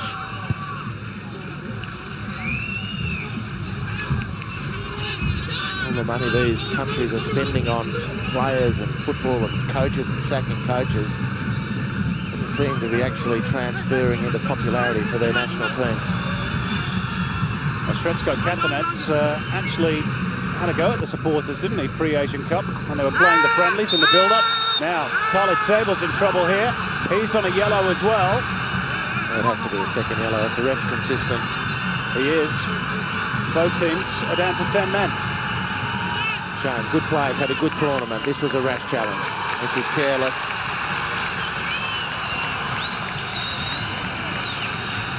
The tackle that didn't need to be made, really. And it's a pity for the youngster. He has caught the eye. Very impressed with him.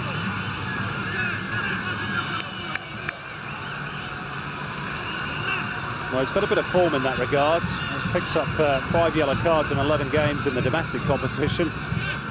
Fullbacks tend to do, get in a bit of trouble, but that certainly warranted a second yellow.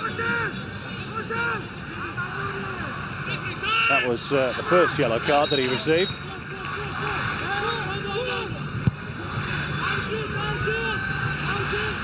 Quickly followed by a second. So the UAE's man advantage, Andy, didn't last too long. It's been that sort of tournament for them. Well, it has. You know, staring down the barrel, 11 to go plus stoppage time. There'll be a little bit of that. Of 3 games, no goals. Hugely disheartening. And I think he has done a good job. He's building this team. They're tough to beat. He's just finding it tough to get them to win.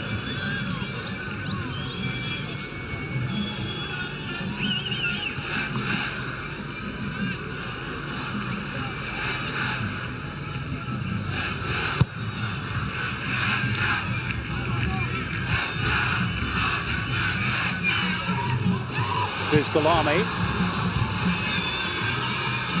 Taken away from him by Walid Abbas.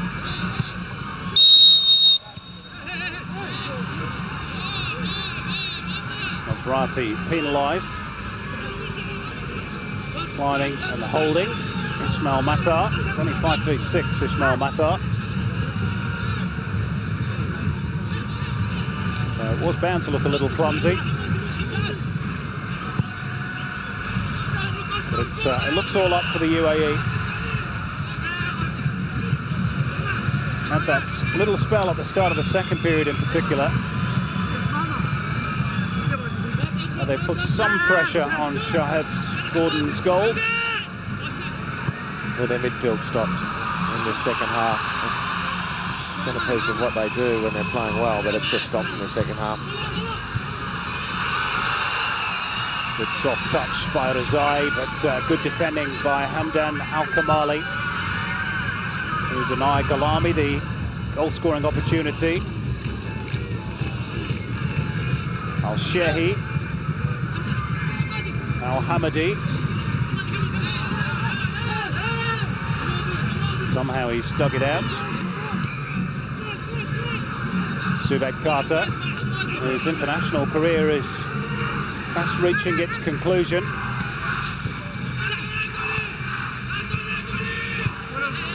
Al-Hamadi, 1-2 with Al-Shehi. They need to get some bodies in the box, the UAE. And instead, it's probably the smallest man on the park, Matar, jumping for the cross with the goalkeeper. And that's the first really meaningful contribution of the second half from Shabab Gordon. Razai, lovely balance, great skill. The Iranians in the crowd rise in acknowledgement. Haydari on the overlap, they've got numbers here, Iran. 2-0. Mohamed Nouri seals the points for Iran, and the UAE are going home.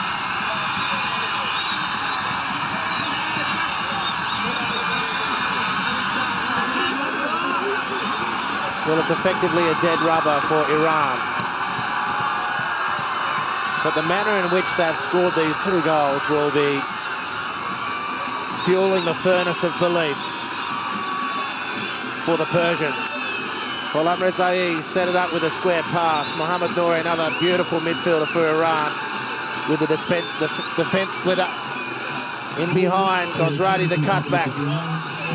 Nouri with a goal he deserves. Expert finish. UAE gone. Watch out, Asia. Here come Iran. Afshin Gotbi celebrates. They will maintain their 100% record in the group stage, the only team to do so. And they maintain the rage. That'll be a corner, but it's surely too late for the UAE. And I wonder what the watching South Koreans are making of all of this. Their delegation in the stands. Iran are going to make their third and final change. Mohamed Gholami is going to be replaced by Reza Nourouzi, who's on for just his second cap, the Foulad's midfielder. And this guy scored 12 goals in 11 games this season for Foulad.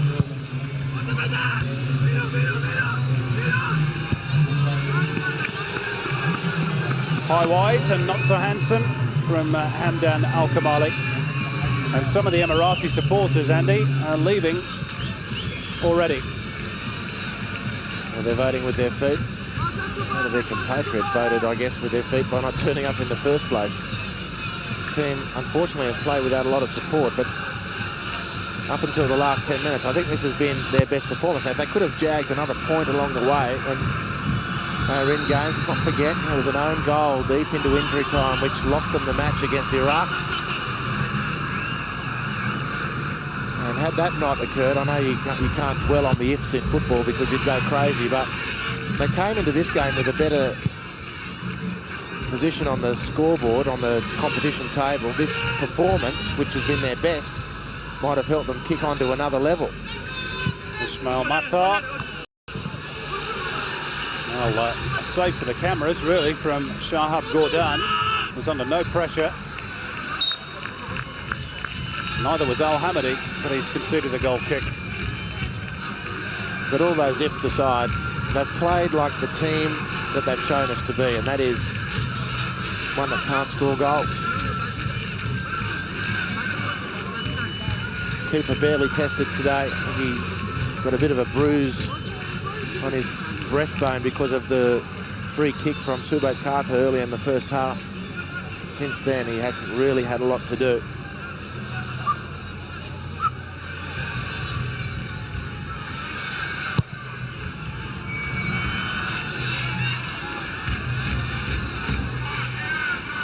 Well, no less a judge than Philippe Troussier said this week that he felt the UAE were the best side in the Gulf.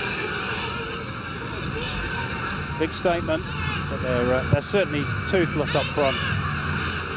3 games at a major tournament, no goals, at least not yet.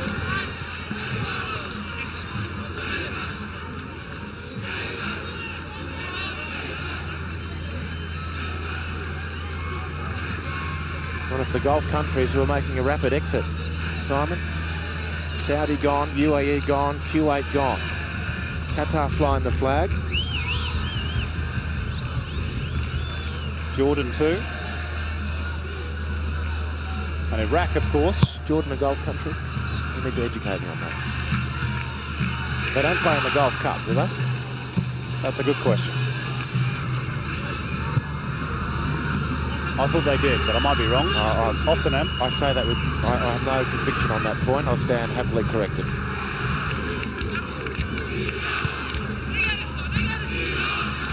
But Iraq look to have second place sewn up.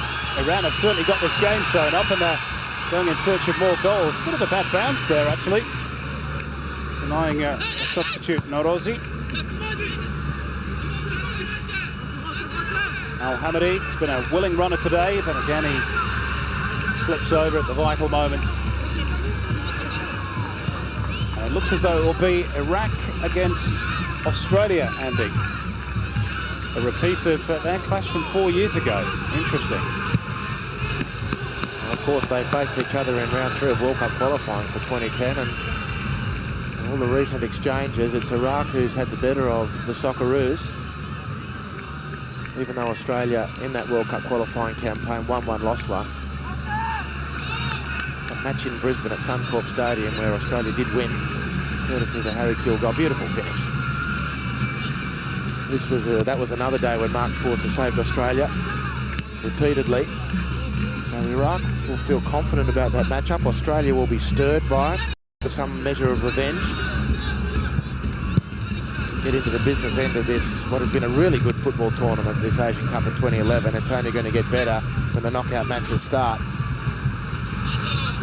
And there's been parts of the performance to enjoy from the UAE, but they are within minutes of heading for home. Here's Rezai. They look for a third goal, but they won't get it. Norotsi sliding in.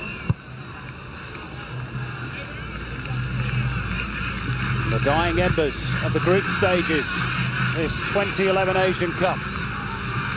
Going to see Iran top their group with a 100% record of success. Is there consolation for the UAE? Not yet. Matar, and just gave a little nudge and conceded the free kick. Well, they fought till the end, which would be pleasing for Katnats, the coach, if he can find anything pleasing out of 3 straight losses, no goal scored, 4 minutes of stoppage time. In fact, they did get a point in the first game. Oh, of course. Against North Korea, but yes, the point is still valid. No, you're quite right. An oversight on my part of focusing on the no goal scored. Offside against Hadodifa, who certainly pressed his case for inclusion in Afshin Gokli's starting 11 against South Korea. Tough area of the park to get a start for Iran. 4 minutes of added time.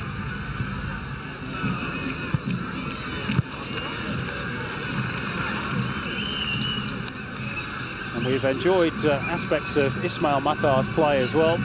Some wonderful touches. Very gifted player. I think he's symptomatic of where they're at the moment.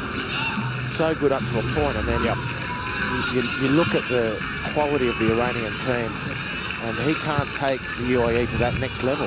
Rezai onside. Can they get a third goal? The keeper's narrowed the angle. And Norotsi just unable to turn it towards goal. He's saying to his teammate, you should have played it earlier. I don't think he had an opportunity. I agree with him. Rezai's not having it. The two of them not having a bit of it. I agree with him. It just didn't sit for him. But it's a measure of the hunger of the Iran team that they're looking to push for the third.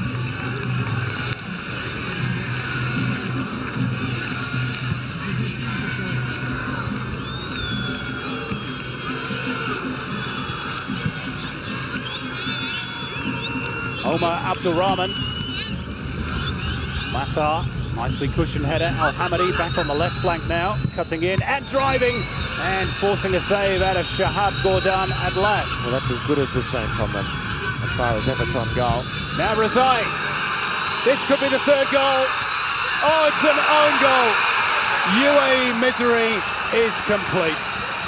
Walid Abbas. Well, he can't be blamed for it. He just ran into the ball, really. And that just sums up the tournament for the United Arab Emirates. 3-0 for Iran. Without wishing to put too fine a point on it, Walid Abbas needs to steer clear of the ball on or about 93 minutes of a football match, because it was his own goal against Iraq. And it's so unfortunate for one of UAE's better that he's got back-to-back own goals. The game's dead. It doesn't count. It's just embarrassing. With the way the game has run to its conclusion, Iran clearly a 2 or 3 goal better team. As that gulf in experience and class has really told. Well, at least one UAE player has got on the score sheet. He scored twice, Andy, unfortunately. Both in the wrong net.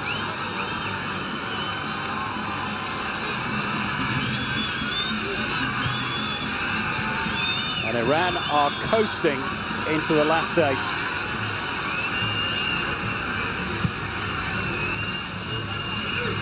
Ironically, that goal came on the back of the UAE's most convincing strike on goal. A very quick counter-attack Well, Rizzo was away. Ali Abbas obliging with the final touch. 30 seconds to go. Still the UAE desperately trying to score their first goal of the tournament. Omar Abdulrahman. But try as they might, it just won't happen for the UAE. And this man has been sensational off the bench. Razai.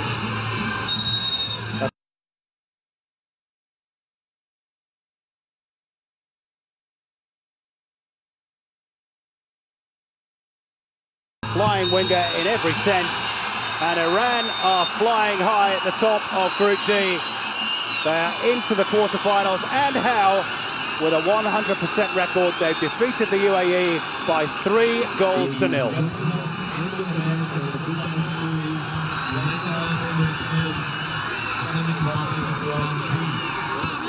Well, Andy, they said it was a second team for Iran. Yeah. Not bad, eh? Very impressive. Very, very impressive. You know, this was as well as the UAE have played in this tournament. They ran out of steam at the end as probability and hope evaded them of qualifying for the quarterfinals. And Iran just went on with the job. And this is a huge confidence builder for them. They'll be feeling good after 2 consecutive wins. Confirmation that Iraq has defeated Korea DPR by a goal to 0. And that's superb Iran today against a handy team, but a team that is struggling to break its own glass ceiling, the UAE. Not so Iran. They know what the game's all about. They've won the tournament 3 times, although not so for 35 years. And they're shaping up as a tough one to beat for 2011. Yeah, 1976 was a long time ago. The era of flared trousers, at least in the West, and long hair.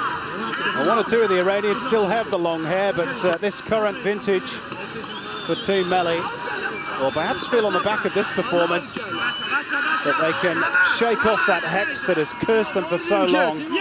And the South Koreans watching their delegation in the stands might just be a little nervous after witnessing what they did today. Well, what a game that's shaping up. I mean, all the quarterfinals, really, by definition, when you get to that point. Iran in this form, South Korea in the form they've shown. I mean, that's a matchup worthy of a final in itself. As for the UAE, they head for home with a solitary point and no goals scored. Disappointment for them, but they're building for the future. There is promise in this young squad. And perhaps one of these days, at a major tournament, they will prove it. Ladies and gentlemen, we would like to announce the most valuable match sponsored by Samsung. Today's award is player number 14,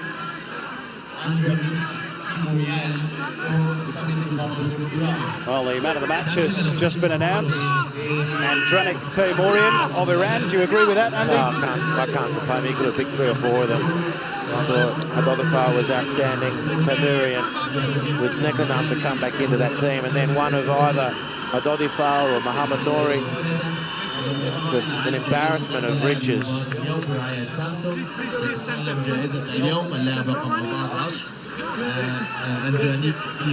Well, there he is, getting his prize. And photographs being taken. As the former Bolton and Fulham midfielder, it really is an embarrassment of riches that Afshin Ghotbi has in that department. And Iran worthy winners today by 3 goals to 0. And they top the group, 9 points out of 9. Wait. Thank you. Okay, who's my ball? So there we go. Ladies and gentlemen, Iran winners and comfortable winners too. Now for the business end of the tournament.